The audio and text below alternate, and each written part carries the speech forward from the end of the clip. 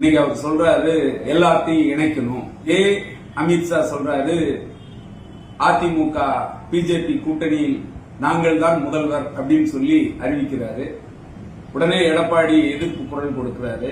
என்ன சொல்றாரு? இல்ல எங்க கூட்டணியில் தான் பிஜேபி இருக்கு, நாங்க தான் முதல்வரா இருக்கிறோம் சொல்றாரு. மறுபடியும் பிரச்சனை வருது.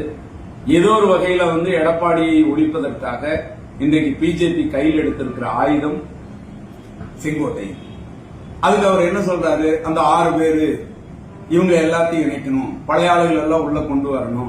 இது அத்தனையுமே பிஜேபி போடுகிற அந்த திட்டத்தில் செங்கோட்டையில் பகடைக்காயாக செயல்படுகிறார் என்பதுதான் உண்மை. அதிமுகவை முழுமையாக அழித்தொழித்துவிட்டு அந்த இடத்தில் பிஜேபி தன்னை நிலைநிறுத்திக் கொள்வதற்காக எடுக்கிற அத்தனை முயற்சிகளும் இன்றைக்கு செங்கோட்டையின் மூலம் அவர் செயல்படுத்திக் கொண்டிருக்கிறார். எப்படியெல்லாம் நாடகம் ஆடி இன்றைக்கு மக்களை ஏமாற்றிக் கொண்டிருக்கிறார். மக்களை மட்டுமல்ல, அதிமுக தொண்டர்களையும் ஏமாற்றிக் கொண்டிருக்கிறார். அந்த கட்சியை அழிப்பதற்கு மிக முக்கியமாக செங்கோட்டையில் அவர்கள் செயல்பட்டுக் கொண்டிருக்கிறார்கள். இதுதான் உண்மை என்பதை இன்றைக்கு உலகம் அறியும்.